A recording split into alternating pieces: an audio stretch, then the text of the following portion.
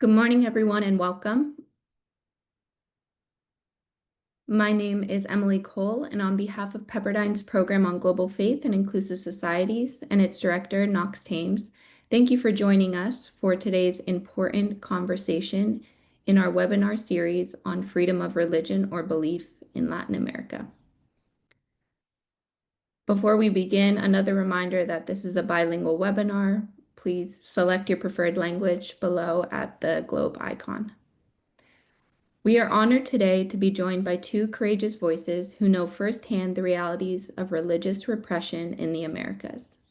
Pastor Mario Felix Leonard Barroso y Marta Patricia Molina were both forced into exile after facing targeted persecution.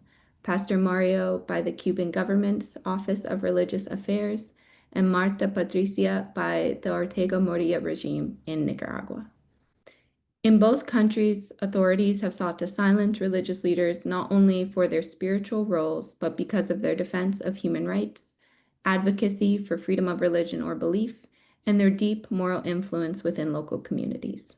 Today, we have the privilege of hearing directly from them, two who were among those regimes who the regimes tried to silence, yet whose voices continue to speak powerfully even at a distance. Before introducing them more fully, I am pleased to first turn the floor over to Knox Thames, Program Director and International Expert on Religious Freedom, to offer some opening reflections and framing for today's discussion. Knox. Thank you, Emily. Freedom of religion or belief is a foundational right in the Americas, and we've been blessed to live in a region with few instances of severe religious persecution, especially when compared to other parts of the world. But that doesn't mean there aren't problems. So thanks to the support of the Templeton Religion Trust, we're exploring how to expand respect for freedom of thought, conscience, religion, or belief in the Americas.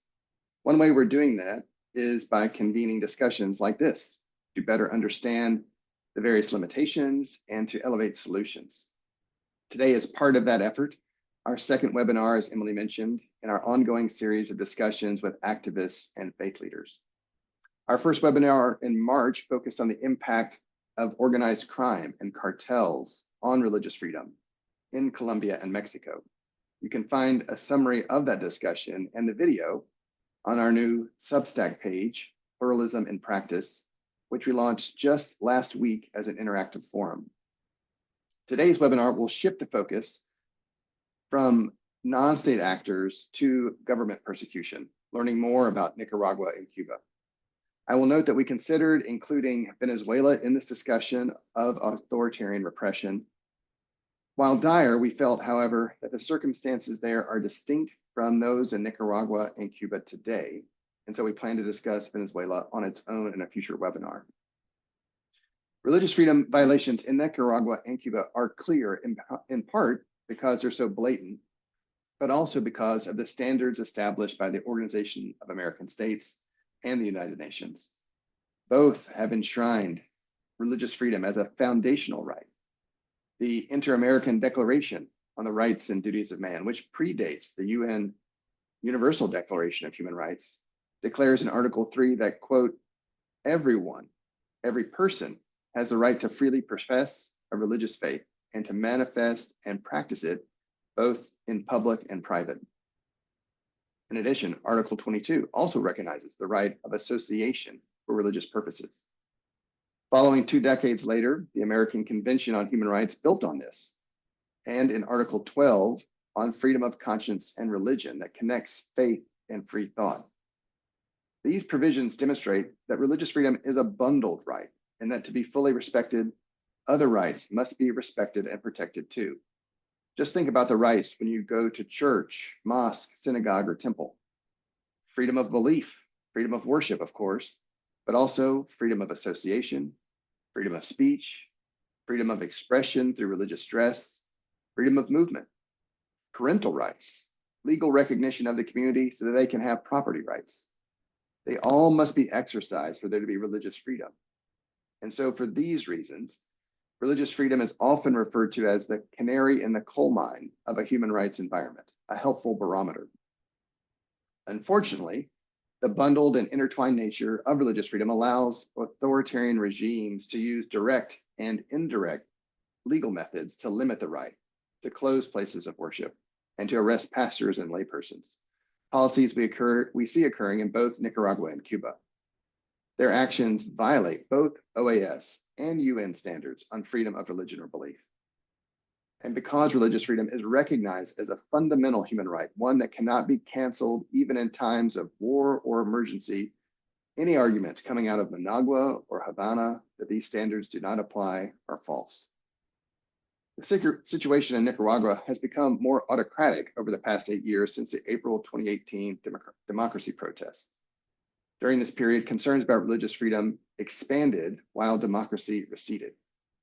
The Ortega Murillo regime has used both intimidation and arrests to silence Christian activists and leaders, with hundreds of religious institutions shut down and leading voices jailed or forced into exile. The tools used are the definition of lawfare, where authorities weaponize supposedly neutral laws against groups deemed a threat to the regime. It includes laws on cybercrimes that criminalize spreading false news, laws to combat money laundering and terrorist financing, registration and reporting requirements for nonprofit organizations, and even provisions dealing with traders. All of these laws have been applied against priests and church organizations. As Yusuf reported, the regime, quote, continues to arbitrarily arrest, imprison, and exile Catholic clergymen and laypeople. The regime also continues to cancel the legal status of Catholic organizations, confiscate their property, and harass and intimidate peaceful worshipers, end quote. Now we see the regime is also applying this playbook against Protestant groups, with pastors arrested and property seized from Protestant organizations. Nearby, authoritarian Cuba has used similar tactics, but for decades longer. Under the one-party rule of the Cuban Communist Party, the legal framework restricts citizens' freedom of religion or belief rights and allows for the harassment of religious leaders. The law on associations, which governs the registration of organizations, does not provide a way to register churches and faith communities. Thus, no community has been registered in years. And without registration, legitimate religious activity is deemed illegal, which is a clear contravention of international standards. In addition, 2 recent laws show Havana adapting its methods and adding new tools of repression. In June 2023, the Social Communication Law was passed that restricts peaceful religious activity, prohibits disfavored religious expression, and punishes violations with fines. And just about a year ago, in July 2024, the Citizenship Law, believed to be modeled off Nicaragua, allows for the stripping of citizenship of individuals engaging in acts contrary to the political, economic, or social interests of Cuba. In closing, Nicaragua and Cuba are arguably the most restrictive countries in the Western Hemisphere for religious freedom. So I appreciate our panelists, each with firsthand experience living under these regimes, joining us today to help shine a light on these challenges and to search for answers. I also appreciate the efforts of Emily Cole, our program colleague, for initiating this discussion. As an American, I know the United States has a long and complicated history with each, a history that's still being written. Is US pressure helpful? What other voices or other countries may be more effective? How can civil society help bring about positive change? These and other questions will be explored today. And based on their advice and our conversation, we can develop strategies to respond in defense of religious freedom for everyone, learning from them where and how we can best take action. So thank you for joining us today, and I look forward to the conversation.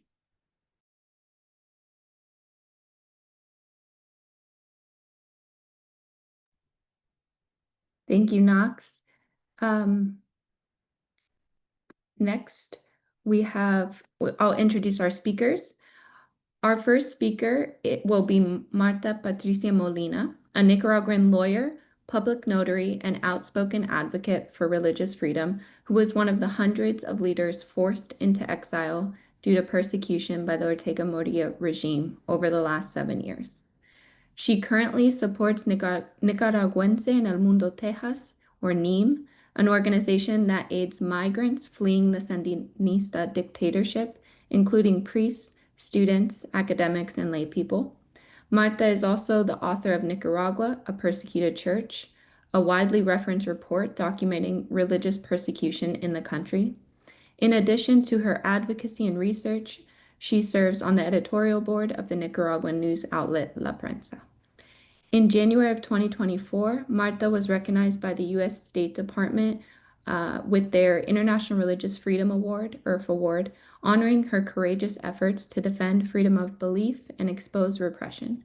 She continues to speak out when possible, documenting corruption and human rights abuses in Nicaragua and amplifying the voices of those who remain under threat. Our second speaker will be Pastor Mario Felix Leonard Barroso, a Cuban pastor, a Cuban Baptist pastor, and the founder of Instituto Patmos, an organization committed to advancing freedom of religion or belief for all people in Cuba. In 2009, while still in Cuba, Pastor Mario appeared on the cover of Christianity Today, holding a Bible and looking directly at the camera, advocating for the rights of his community. That image marked him as the target of the Cuban government's Office of Religious Affairs. Over the following years, he endured more than 20 arrests, repeated threats, and acts of violence. In 2016, he was ultimately forced to flee. Now living in the United States, he continues to be a steadfast advocate for religious freedom, speaking out on behalf of all faith communities in Cuba. His expertise is regularly sought by media outlets and by institutions, such as the U.S. Commission on International Religious Freedom. He reminds us that even in exile, the Cuban regime sees his faith as a threat, and its efforts to suppress the voices of pastors like him extend far beyond its borders. But Pastor Mario, just like Marta, remain a resolute and unwavering voice for religious freedom in the Americas. And to learn more about his ongoing work, you can follow his Instituto Patmos blog. So now I'll turn the floor over to Marta Molina. Thank you. Gracias, Emily. Buenos días y también agradezco a todas las organizadores de este encuentro y a los ponentes que me acompañan por la oportunidad que se me brinda para exponer la situación crítica de persecución religiosa que vivimos actualmente en Nicaragua. Esto es un desafío para mí contarles en 10 minutos lo que he recopilado en más de 400 páginas que conforman mi estudio Nicaragua, una iglesia perseguida. Han sido documentadas varias arbitrariedades que no podré describirlas en este momento, pero sí los invito a leer a cada uno de ustedes para conocer más de nuestro sufrimiento. En abril de 2018, la Policía Nacional y también miembros del Ejército de Nicaragua salieron a las calles para asesinar a personas inocentes que estaban completamente desarmados. Inmediatamente, los obispos y sacerdotes optaron por salir de sus púlpitos, abrieron las puertas de sus templos para proteger de la bala asesina a todos aquellos jóvenes que protestaban pacíficamente. La Iglesia también ha proporcionado un espacio de diálogo, han realizado diversos llamados de paz, también el respeto a la vida humana y el cese de hostilidades. También promovieron jornadas de oración, exorcismo, atendieron a los heridos, brindaron acompañamiento y consuelo a familiares de ciudadanos asesinados, secuestrados, presos políticos, entre otros. O sea, hacían su trabajo. Como consecuencia de las acciones descritas con antelación, desapareció la bonanza ficticia que se gestaba entre la Iglesia y el Estado, que se había conformado desde el año 2007, cuando el señor Ortega, copresidente de la República de Nicaragua, el dictador, asumió nuevamente la presidencia de Nicaragua y en ese momento comienza el declive de esta relación. La masacre que ocurrió en el año 2018 ya había sido profetizada por los señores obispos en el año 2014. La Conferencia Episcopal de Nicaragua entregó al gobierno un documento de 15 páginas que reflejaba no solo el sentir de los prelados, sino también de todo el pueblo nicaragüense. Uno de los puntos de la atinada carta expresaba, y abro comillas en este momento, aún reconociendo los grandes esfuerzos de la Policía Nacional por garantizar la seguridad ciudadana y su lucha contra la delincuencia, es urgente poner fin a todo abuso de autoridad y maltrato de parte de la policía frente a ciudadanos que reclaman sus derechos pacíficamente. E igualmente velar para que la Policía Nacional no caiga en la indiferencia y el desinterés para hacer prevalecer la justicia y salvaguardar la integridad de grupos indefensos de jóvenes, mujeres, comerciantes, etcétera, que se han visto atacados por algunos grupos violentos ante la mirada impasible de ellos como agentes del orden. Y acá cierro comillas. Estos grupos violentos son los conocidos paramilitares o miembros del Consejo del Poder Ciudadano que también apoyan a la dictadura sandinista y ellos mismos lo financian con nuestros impuestos.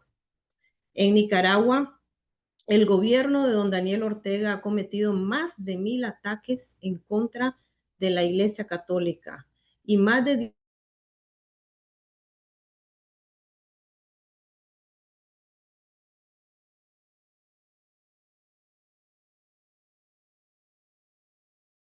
$16 nuncios, obispos, sacerdotes, diáconos, seminaristas y monjas han sido expulsados, desterrados o simplemente se les ha prohibido el ingreso al territorio nacional y el 90% de ellos son ciudadanos nicaragüenses. Estos ciudadanos también han sido confiscados y también algunos de ellos, a la mayoría, se les ha retirado la nacionalidad. Los sacerdotes que se encuentran realizando estudio o cualquier otra misión pastoral en otros países, en la actualidad se les están negando los trámites para obtener su pasaporte, quedando completamente en la indefensión y sin poder movilizarse de un país a otro, lo que les convierte en apátridas.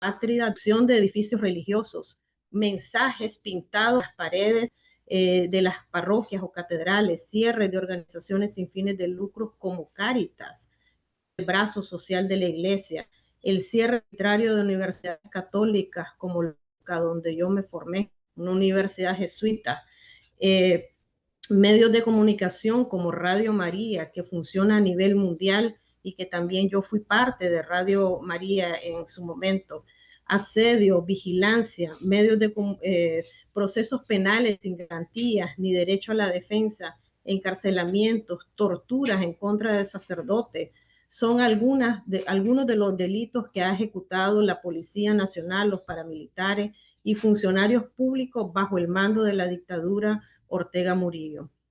La persecución de los sandinistas a la Iglesia Católica también ocurrió en la década de los 80 y de la misma manera que hoy atacan a la Iglesia, también lo hicieron en la primera etapa de la dictadura sandinista. Recientemente, el 14 de junio de 2025, falleció doña Violeta Barrios de Chamorro, expresidenta de Nicaragua, primera mujer electa como presidenta por el voto popular en América Latina, una mujer que nos trajo la paz a todos los nicaragüenses, pero también el fin a la persecución religiosa en la década de los 90. Este fin de semana en Nicaragua, algunos feligreses solicitaron a los sacerdotes orar por doña Violeta en sus eucaristías y dedicarle una misa. Y la respuesta fue, abro comillas, mejor no podemos porque es muy peligroso. A ella la incluimos en la oración por todos los fieles difuntos, la recordamos con cariño y quisiéramos ofrecerle una misa, pero no podemos, arriesgamos de esa manera. Y eso está ocurriendo no solamente con esta familia, la familia Chamorro, también me ocurrió a mí hace 3 meses, falleció mi papá y tampoco pude celebrarle una misa en Nicaragua por el miedo de los sacerdotes a las represalias que comete la dictadura. El gobierno de doña Violeta detuvo la persecución de los cristianos, pero hay que recordar que el 4 de marzo de 1983, el Papa San Juan Pablo II llegó a Nicaragua y celebró una Eucaristía, pero esta Eucaristía la convirtieron en una noche de terror y profanación, orquestada siempre por la turba sandinista a mando del mismo delincuente de hoy, Daniel Ortega Saavedra. Al finalizar la Eucaristía celebrada por el Papa, los sandinistas decidieron que se sonara a alto volumen el himno sandinista. La plaza estaba con imágenes de Carlos Fonseca, un revolucionario, un ícono sandinista, en vez de las imágenes de Jesucristo, a como debería ser toda celebración eucarística. Posteriormente, el 7 de febrero de 1996, el Papa San Juan Pablo II hace su segunda visita a Nicaragua y en este momento se refirió a la visita que hizo en el año 1983 como una gran noche oscura, y abro comillas con las palabras del Papa. Recuerdo la celebración de hace 13 años. Tenía lugar en tinieblas, en una noche oscura, dijo el Papa peregrino en la misa que celebró en Managua con las familias del país. La turba delincuente le gritaba de manera feroz: entre cristiano y revolución no hay contradicción. Poder popular, el pueblo unido jamás será vencido. La Iglesia Popular, queremos la paz, fueron algunas frases que le gritaron al Papa. Los gritos enojaron al Papa, que pidió silencio más de una vez y finalmente les dijo: silencio, la primera que quiere la paz es la Iglesia. Y estoy segura que esta palabra sigue resonando en Nicaragua. La primera que quiere la paz es la Iglesia. Muchas gracias por su atención y quedo a su disposición por cualquier ampliación que se requiera.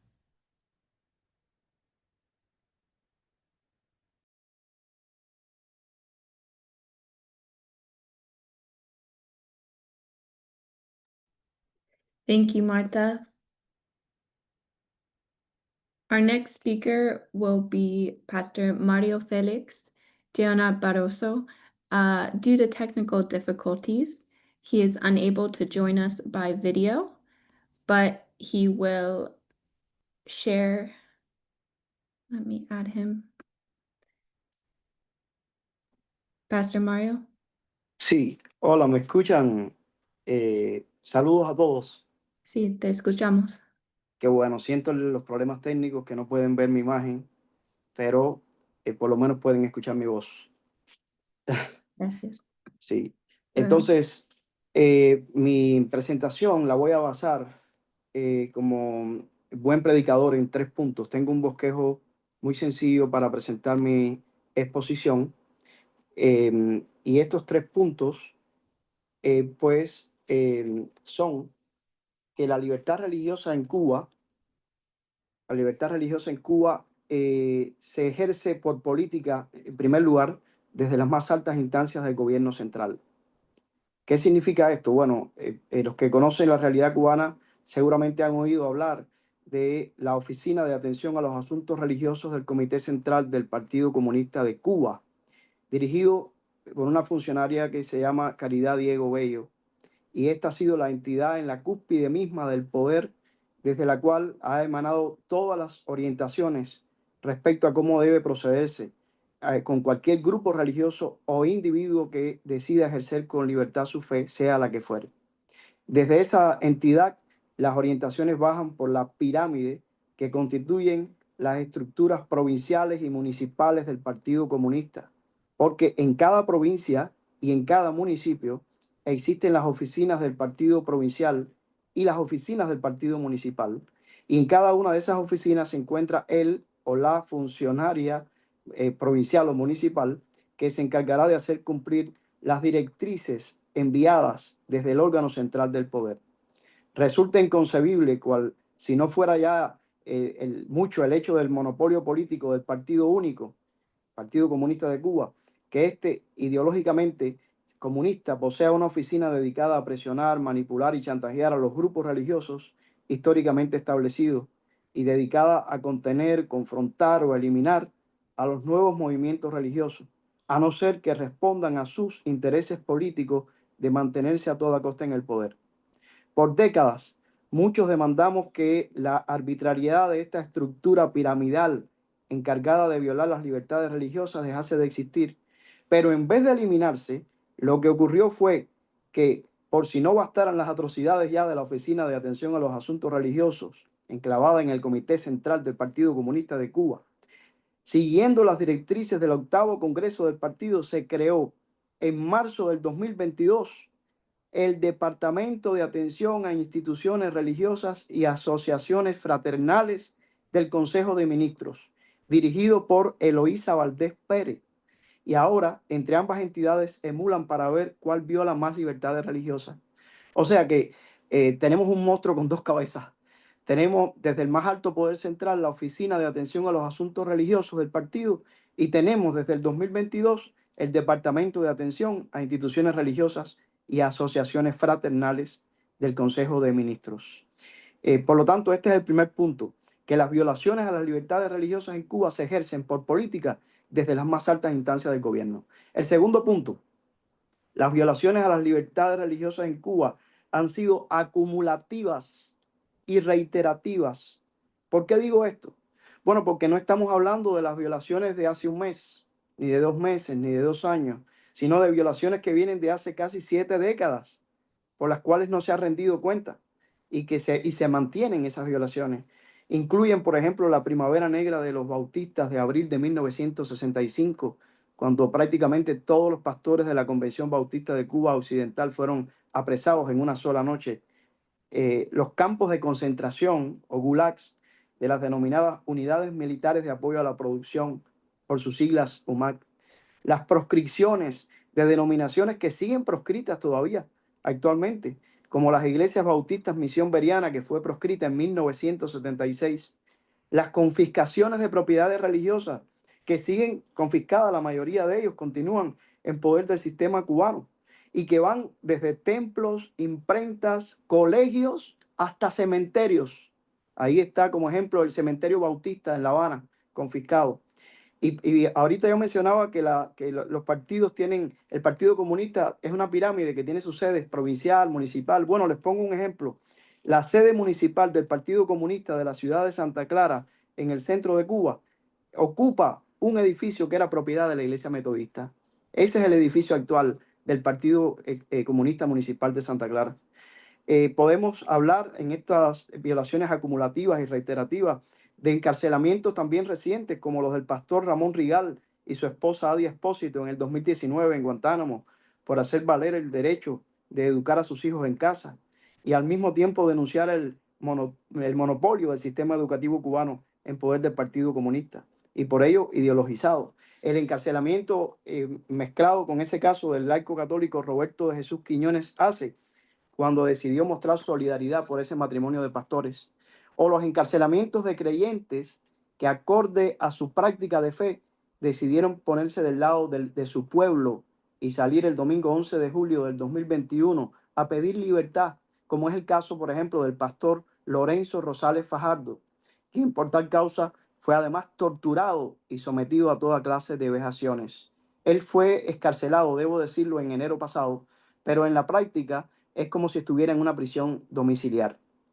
Bueno, también estos han sido mis 2 primeros puntos. Primero, que las violaciones se ejercen desde las más altas instancias del gobierno cubano. La segunda, que han sido acumulativas y reiterativas. Y lo tercero, han sido masivas. Ningún grupo religioso escapa de estas violaciones. Lo mismo la Iglesia Católica Cubana, que las iglesias protestantes históricas, que las iglesias evangélicas, tanto las que se encuentran legalmente registradas como las iglesias y ministerios a quienes el registro de asociaciones del Ministerio de Justicia ha impedido registrarse. Pues hay que decir que este registro de asociaciones de este Ministerio de Justicia no actúa independientemente, sino que está sometido a las directrices del Partido Comunista. Entonces tenemos muchas denominaciones o grupos en Cuba que no se han podido registrar. Menciono algunos ejemplos rápidamente. La Iglesia Independiente Monte de Sión, que fue organizada por el pastor Lorenzo Rosales Fajardo en el 2011, del cual acabo de mencionar hace un momento que estaba preso desde el 2021. El Ministerio Fe Abundante Internacional, y aquí hay algo interesante con que quizás se combine con la ponente nicaragüense, que la sede internacional de este ministerio, Fe Abundante Internacional, está en Nicaragua, pero el pastor Ramón Rigal la fundó en Cuba sin embargo en Cuba no la pudo reconocer y bueno, fue a la prisión en el año 2019. No sé actualmente si este ministerio en Nicaragua mantenga todavía su registro legal o no. Podría mencionar también la Iglesia Independiente Tiempo de Cosecha, liderada por el pastor Eliel Muir Ávila en Morón, Ciego de Ávila. Lo hostigan constantemente, como por ejemplo la visita que recibió el 3 de agosto del 2024 de parte de la funcionaria Tania Esther Benítez Martínez para decirle que su iglesia no podía existir porque solamente las iglesias que autoriza el Partido Comunista pueden existir y solamente los pastores que reconozca el Partido Comunista son pastores. Así que imagínense, es el Partido Comunista de Cuba el que define qué es una iglesia y quién es un pastor. Puedo seguir mencionando más ejemplos. El Ministerio Aliado, Regreso al Buen Camino, también sin registro legal.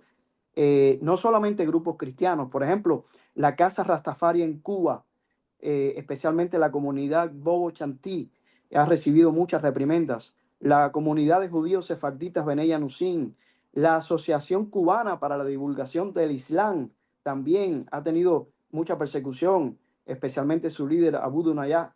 Los Yorubas Libres de Cuba, cuyos líderes Loreto Hernández García y Donaida Pérez Paseiro están en prisión desde el 2021. Y Loreto, por cierto, está en grave estado de salud con peligro de muerte.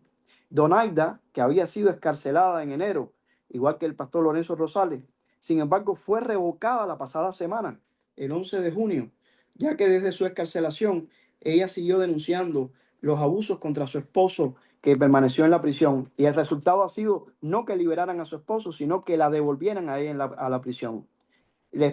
Puedo mencionar las iglesias bautistas Misión Veriana, que ya les había dicho que están proscritas desde 1976, los testigos de Jehová proscritos desde 1976, la iglesia misionera en Cuba, los judíos mesiánicos hijos de Jacob, la comunidad de judíos mesiánicos Anfei Said, el Ministerio Apostólico Mi Viña, Ministerio Viento Recio, Fuego y Dinámica, Sendas de Justicia, Ministerio Apostólico Bey Chalón. Todos estos grupos están sin registro legal. El Ministerio Apostólico Rehoboth, lugar amplio y espacioso. El Ministerio Estableciendo el Reino de Dios, Jehová Sama, Rey de Gloria, Aliento de Vida, Alfa y Omega, Transformando Vida, todos sin registro legal. Las iglesias Recobro que fundó Watchman Nee en China en el siglo pasado también tienen presencia en Cuba y la menciono porque María Cristina Garrido, que es miembro de esa iglesia, está presa desde julio del 2021 y por supuesto el Partido Comunista tampoco reconoce a estas iglesias, mucho menos fundadas por Watchman Nee, que fue el chino, el mártir chino, murió de hecho en las prisiones en China. Podría agregar al Concilio de Iglesias de Cristo Misioneras que tienen su referente en Puerto Rico, pero que no les han permitido registrarse en Cuba. O otras minorías religiosas como las iglesias de los santos de los últimos días, los mormones, o la iglesia de Cienciología, que han querido entrar, pero han tenido muchas dificultades. Debo agregar, ya para terminar mi exposición, perdone si me he extendido, que en Cuba tenemos un caso particular y es que a todas las organizaciones religiosas hay que sumar también las asociaciones fraternales, ya que como les dije, este departamento que fue creado en el 2022 se llama Departamento de Atención a Instituciones Religiosas y Asociaciones Fraternales. Aquí la represión va unida contra las iglesias, movimientos religiosos y contra las asociaciones fraternales o logias. Y les digo esto porque recientemente, sobre todo los masones cubanos han sido noticias. Incluso, si pueden buscar en el blog del Instituto Patmos, la entrada más reciente ha sido escrita por un masón cubano y pueden leer si sienten curiosidad al respecto. Esa entrada se llama El yugo invisible, cómo el marxismo cubano asfixia la fe. Por último, déjenme decirles que un resultado positivo que contraproducentemente ha conseguido el poder político cubano con su represión religiosa es que cada vez más los grupos religiosos o fraternales ponen a un lado sus diferencias teológicas para levantar su voz, no solo por sí mismos, sino por la sociedad cubana que constituye el objeto de su misión. Revísense los medios o las páginas oficiales de diferentes agrupaciones religiosas y llamará la atención cómo en las últimas semanas casi todas han publicado declaraciones. Podríamos mencionar como ejemplo varias publicadas por el Presbiterio del Ejecutivo General de la mayor denominación evangélica legalmente registrada en Cuba, la Iglesia Evangélica Pentecostal de Cuba, Asambleas de Dios, pero también la Alianza de Iglesias Cubanas No Registradas, AINOR, por sus siglas, dio a conocer una declaración el pasado 23 de mayo del 2025 de apoyo a estas declaraciones del presbiterio de la Iglesia Asambleas de Dios, y también hicieron declaraciones otra alianza, que es la Alianza de Iglesias Cubanas, también el Comité de Unidad Pastoral, que tiene la sede en La Habana. Y quisiera resaltar que pueden buscar la declaración que hizo la Iglesia Presbiteriana Reformada en Cuba, que emitió un duro mensaje con motivo de la festividad de Pentecostés y que fue hecho público el martes 3 de junio. Menciono esta referencia de esta declaración de la Iglesia Presbiteriana Reformada en Cuba, porque esta es una iglesia histórica cubana que tiene una enorme influencia en las iglesias norteamericanas, incluyendo el Concilio Nacional de Iglesias en los Estados Unidos. Y llamo la atención para que si alguien del Concilio de Iglesias de los Estados Unidos nos está viendo, que preste atención a esta declaración de la Iglesia Presbiteriana Reformada en Cuba, que es muy importante. Y por último, la declaración que fue publicada el pasado domingo, 15 de junio, en el día de la solemnidad de la Santísima Trinidad, por la Conferencia Episcopal Cubana, o sea, de los obispos católicos de Cuba. Todo esto demuestra que la represión es masiva, católicos, evangélicos, todos los grupos, y una muestra de esto son estas declaraciones que, repito, contraproducentemente el Partido Comunista ha conseguido que los grupos pongan a un lado sus diferencias para levantar la voz por sí mismos, pero también por todo el pueblo de Cuba. Perdónense si me extendí un poquito, pero esta es mi disertación. No, thank you, Pastor Mario, for your reflections. We're going to now turn over to a time of question and answer. As I mentioned earlier, you can put your questions in the chat and I will read them out to our speakers, or you can raise your hand and I'll allow you to speak and ask your question directly to our speakers. So to get us started, Marta, our first question is directed towards you on Nicaragua and asking about the situation with the Evangelical Christian Church specifically in Nicaragua. What is their situation today? And is the persecution they're facing the same as the Catholic Church? Efectivamente, la persecución no es solo a cristianos católicos, sino que también a cristianos evangélicos. Posiblemente sea la misma dimensión más en estos últimos meses, porque la Iglesia Cristiana Evangélica está conformada de una manera distinta. Ellos, su iglesia, la fundan desde una organización sin fin de lucro. Y en este momento la dictadura sandinista ha cerrado la mayoría de las organizaciones sin fines de lucro y alguna de ellas las está investigando. A gran parte de las iglesias evangélicas les han confiscado sus edificios, y entonces los pastores evangélicos que estaban celebrando la palabra en esos edificios han tenido que huir del país. El problema está en que existe un subregistro de las hostilidades cometidas hacia la Iglesia Cristiana Evangélica. Yo únicamente he podido identificar 90 agresiones más 200 exilios de pastores cristianos evangélicos, pero sé que existen mayores agresiones y hostilidades en contra de este grupo cristiano evangélico.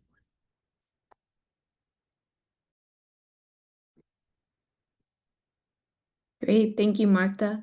And following that, we have another question for both panelists, really, but Marta, asking to tell us a little bit more about the physical violence of the persecution. Are there cases where intolerance can be religio-cultural, and is there suppression of religious language or traditions?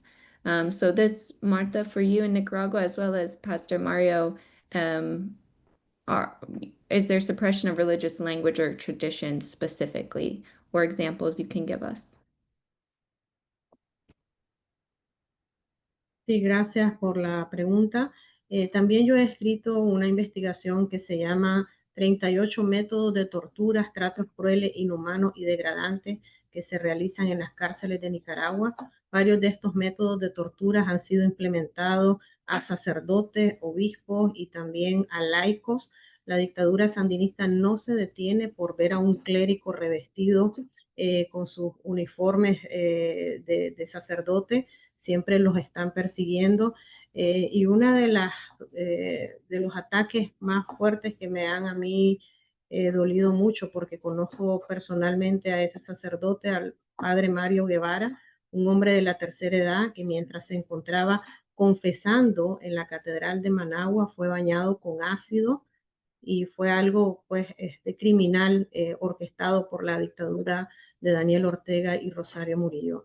En Nicaragua, expresar tu fe, tu religión en público, esto no se puede hacer porque hay solamente 3 salidas para las personas que deciden realizar lo que es la muerte, el exilio forzado y la cárcel. Entonces las personas se abstienen y deciden expresar su fe a lo interno de los templos o en sus propiedades. Gracias.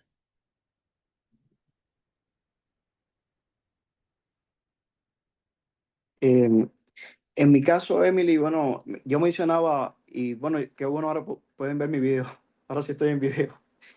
Eh, yo mencionaba el caso de, hemos tenido presos por 7 décadas de todas las confesiones religiosas, eh, pero eh, algunas personas piensan, por ejemplo, que dado que la Iglesia Católica, digamos, tiene el Vaticano, esto constituye alguna garantía para que ellos tengan, digamos, algún tipo de beneficio respecto a otras denominaciones en Cuba. Pero yo insisto en que no, que las violaciones a las libertades religiosas en Cuba son masivas. Sencillamente hay diferentes tipos, ¿no? Pero digo esto por lo siguiente, me preocupa mucho el sacerdote Alberto Reyes, quien semana tras semana está haciendo un podcast que se llama He estado pensando.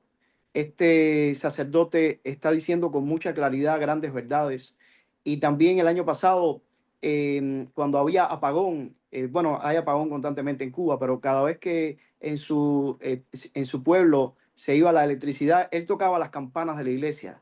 El Partido Comunista mandó a su obispo a que le dijera al sacerdote Alberto Reyes que no podía tocar las campanas. Eh, pero me preocupa mucho, por ejemplo, otro sacerdote, el sacerdote Lester Rafael Sayas Díaz. Lester Rafael Sayas Díaz, hace unos días atrás, publicaba en su cuenta de Facebook también declaraciones críticas desde su posición de fe. 2 días después, su auto, este sacerdote vive en La Habana, 2 días después de que él publicara esa declaración, su auto apareció destruido. Esto él considera que no fue un hecho casual, yo también considero que no fue un hecho casual, porque ya tenemos antecedentes y tenemos mártires. Por ejemplo, Osvaldo Payá Sardiñas fue asesinado en el año 2012 junto a otro laico católico, Harold Cepero, en un accidente fabricado. La líder de las Damas de Blanco, Laura Poyán, que es una organización de mujeres de inspiración católica, a quienes, por cierto, impiden llegar a misa cada domingo, ella fue asesinada también. Em, y vemos que si bien podrían tener más cuidado con un sacerdote por el hecho de ser católico, sin embargo, vean cómo actúan de esta manera, como hicieron contra el padre Lester. Entonces, si esto lo hacen contra la Iglesia Católica, que tiene el Vaticano y que tiene una anunciatura apostólica en La Habana, imagínense qué no van a hacer contra grupos de fe que no tienen ni siquiera registro legal, que no existen jurídicamente. Así que una situación terrible que vuelvo y repito, en los 3 puntos de mi exposición, ha sido acumulativa y reiterativa porque lleva que lleva casi 7 décadas, se ejerce desde el poder máximo del sistema y se ejerce masivamente contra todos los grupos de fe. Thank you. Thank you. We'll move on now to Alex Ohakar. You have a question?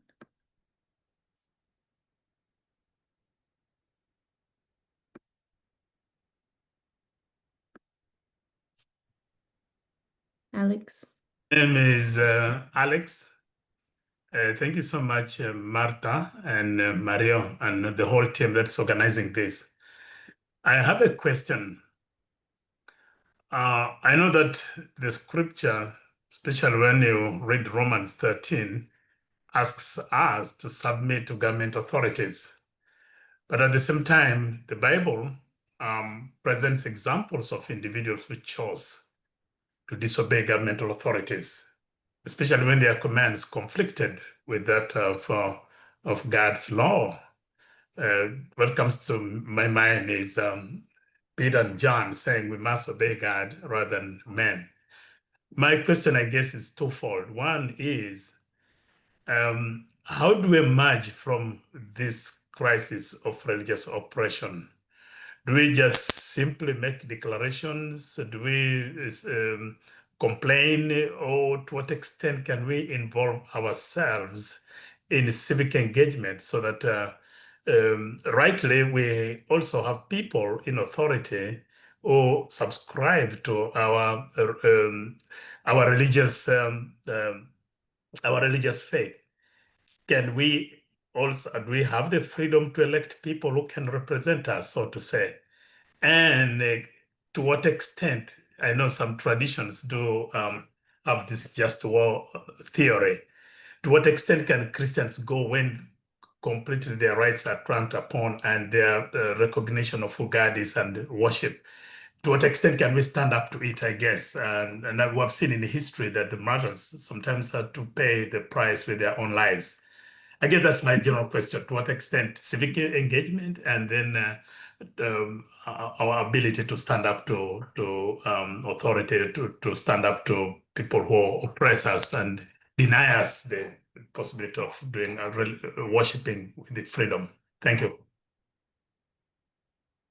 Thank you, Alex.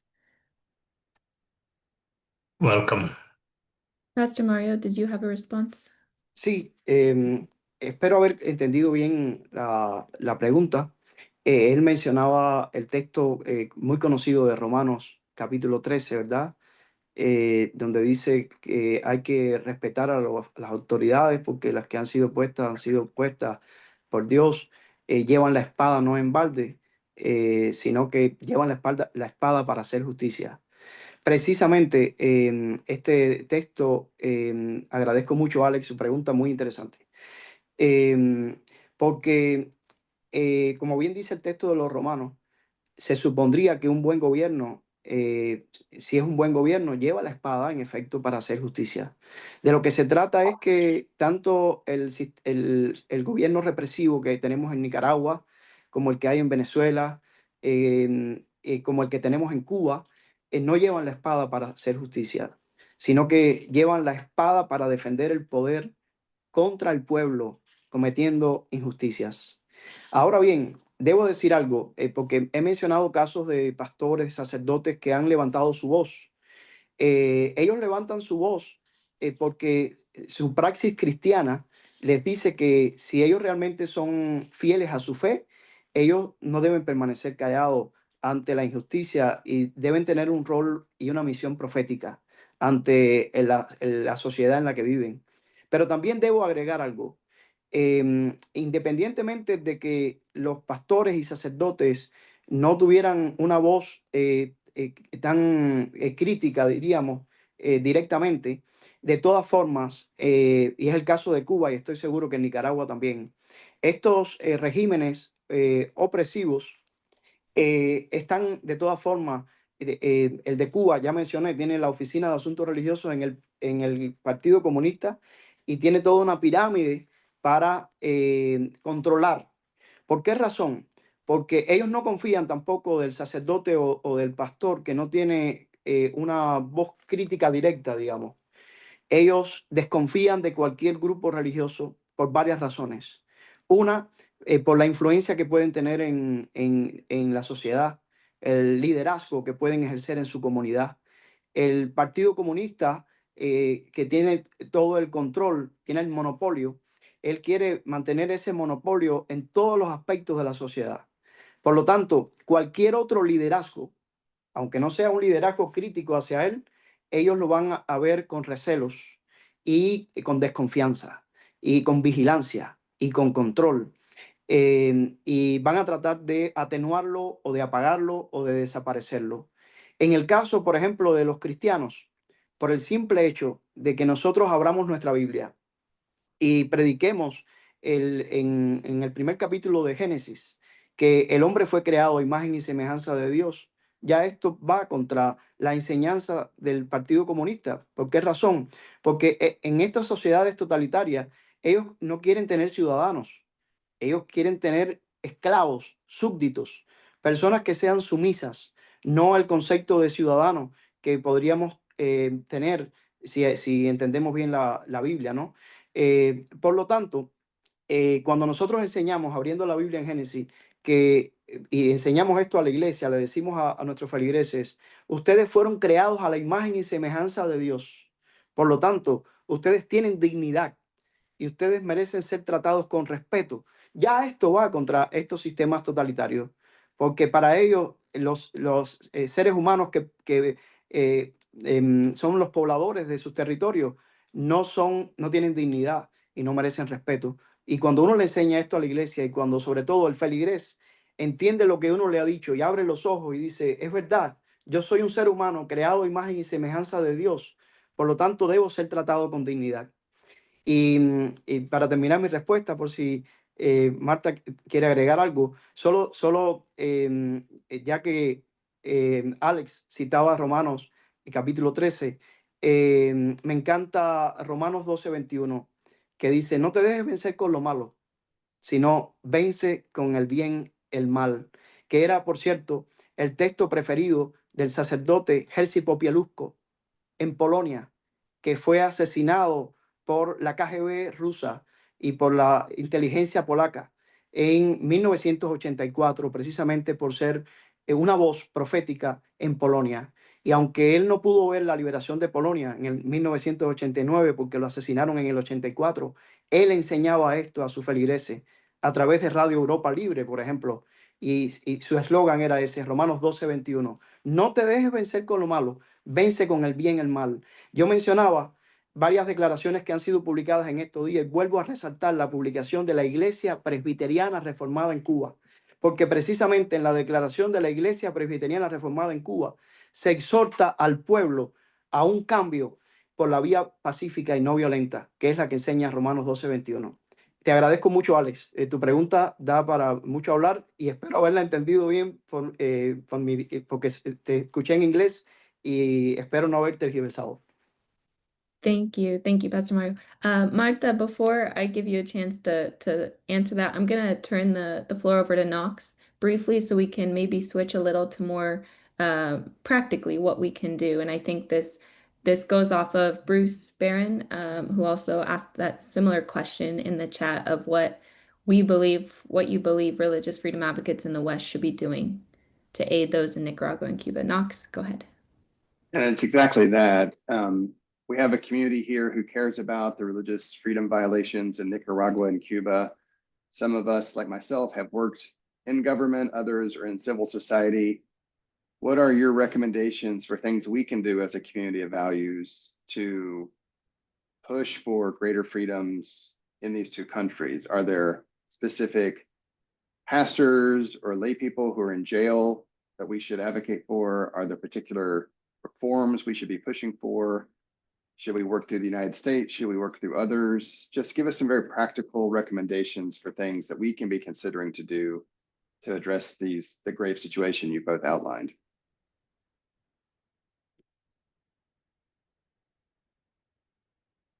Marta, would you like to respond first?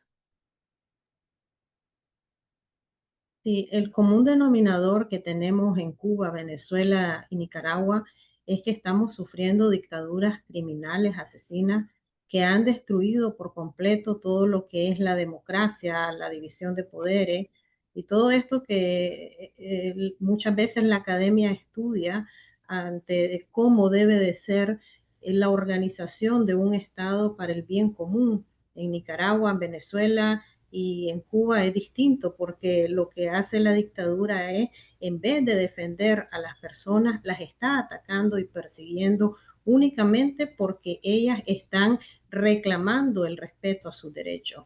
Ahora, ¿qué podemos hacer ante una dictadura donde los ciudadanos nos encontramos completamente desarmados, pero tampoco queremos entrar a un conflicto bélico? No somos personas de guerra, sino personas de paz que hemos tratado de dialogar con estos dictadores, pero la respuesta que ellos han dado siempre es con balas.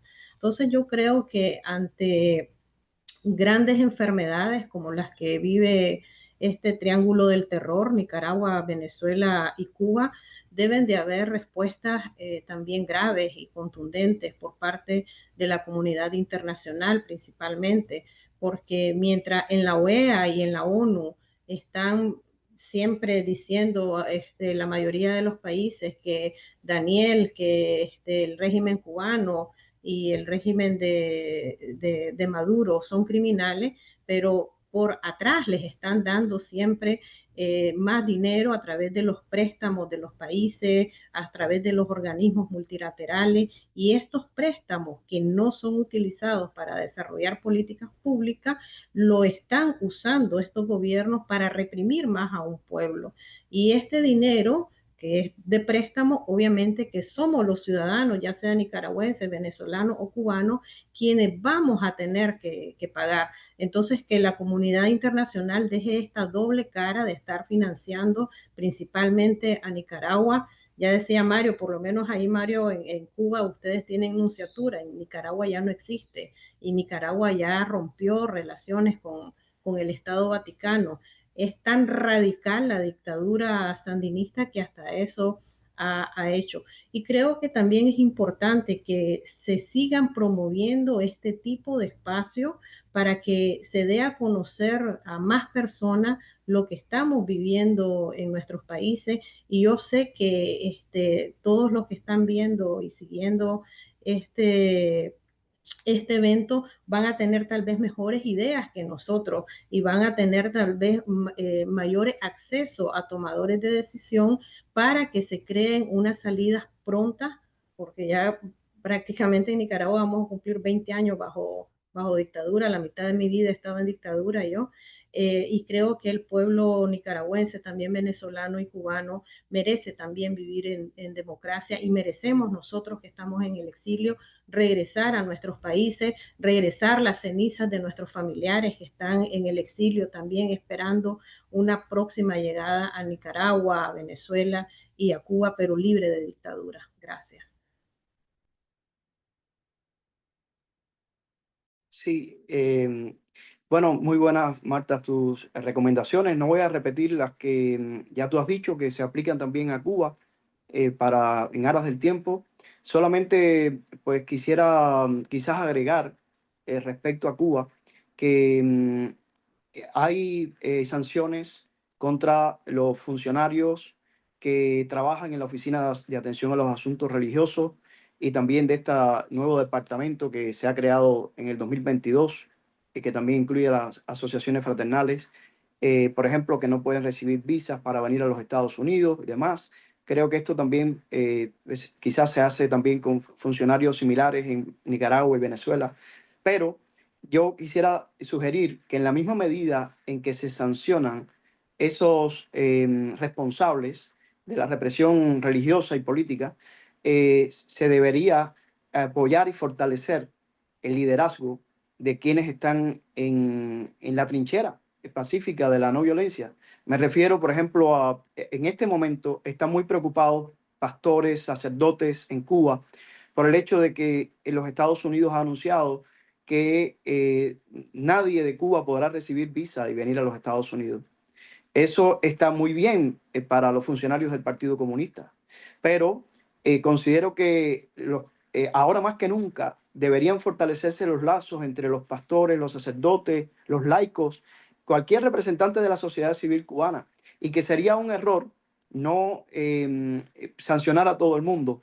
Por lo tanto, yo considero que en la misma medida en que sancionas a los responsables, debes hacer todo lo posible por fortalecer y apoyar el trabajo de quienes están ofreciendo al pueblo cubano una voz diferente. E igual que menciono el ejemplo de las visas, podría decir, por ejemplo, el régimen cubano, cuando ve que las iglesias le roban el liderazgo, por ejemplo, ayudando con ayuda humanitaria, con medicinas, con comida, eso, el sistema comunista sufre con esto porque se les va la influencia en la gente. Todo lo que los Estados Unidos pueda hacer para que las iglesias de diferentes grupos, cualquiera, puedan fortalecerse también para ayudar al pueblo y decirle, mira, el Partido Comunista te está matando de hambre porque no te deja ni trabajar, ni te da oportunidades, pero en la iglesia tienes otras oportunidades y la iglesia te va a ayudar y la iglesia, aquí puedes tener un refugio.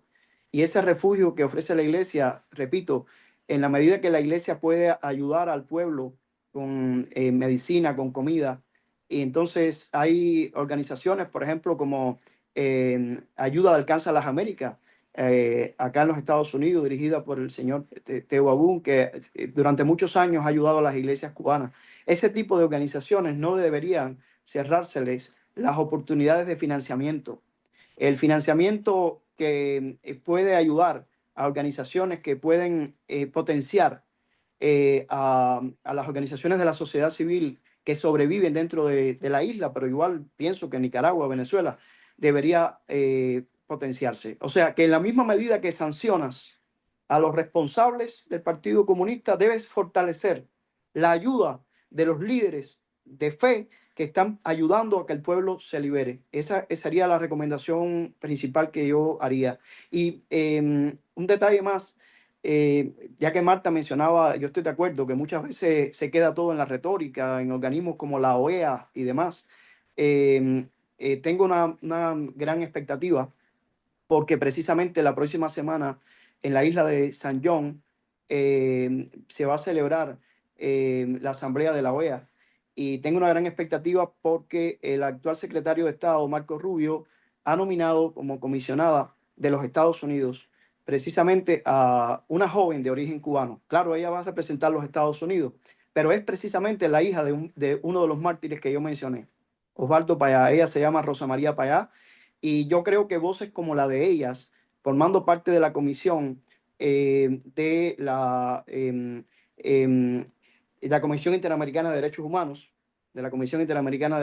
puede ayudar, Marta, a que estas organizaciones sean menos retóricas y sean más contundentes respecto a estas dictaduras. En lo particular, estoy orando para que el próximo viernes, la semana próxima, 27, Rosa María Payá sea electa y quede como comisionada, tal y como propone el secretario de Estado Marco Rubio, para representar a los Estados Unidos en esa comisión. Thank you, Mario. We know we're a little over time. On behalf of Pepperdine's program on global faith and inclusive societies, we're grateful for all of you attending, and we're grateful to Mario Felix and Marta Patricia for your time and your words and your inspiration. I want to just leave you both 30 seconds to give the last word if you have something final you'd like to leave the audience with. Marta, we'll start with you. Sí, únicamente que sigan pendientes de lo que sucede en Nicaragua y que si ustedes tienen la oportunidad de incidir ante tomadores de decisión para que esto no caiga al seguimiento a la libertad religiosa en Nicaragua y también a las vulneraciones de derechos humanos, pues que sigan promoviendo estos espacios democráticos y de incidencia para ver qué otra salida se puede dar prontamente a la crisis que vivimos en Nicaragua. Gracias. Gracias. En mi caso, Emily, agradecerte a ti y también a Knox por abrir estos espacios y a la universidad por abrir estos espacios. También, Marta, gracias por participar. Me he sentido muy honrado de estar junto a ti en este espacio. Y lo único que quisiera decirle a los que nos están viendo es que, igual que Marta, que ella pide que miren el caso de Nicaragua, pues que también presten mucha atención a lo que está sucediendo en Cuba en este momento y especialmente, repito, Yo tenía aquí en mi poder varias de las declaraciones de las iglesias que mencioné, pero no da tiempo para leerlas. Ustedes mismos pueden buscar en los medios y leer esas declaraciones que, repito, no es de una iglesia, sino de todos los tipos de iglesias, los obispos católicos, la Iglesia Presbiteriana Reformada en Cuba, la Alianza de Iglesias Cubanas No Registradas, las Asambleas de Dios. Todas están haciendo por estos días declaraciones contundentes, no solo por sí mismas, sino por el pueblo cubano. Y mucha atención con los jóvenes universitarios cubanos, ya que este evento lo está promoviendo una universidad norteamericana. Los jóvenes cubanos en este momento de las universidades, algo inédito en la historia de Cuba, se han cansado también de la ausencia de libertad y de la desinformación y están en este preciso momento realizando huelgas y pidiendo cambios totales del sistema.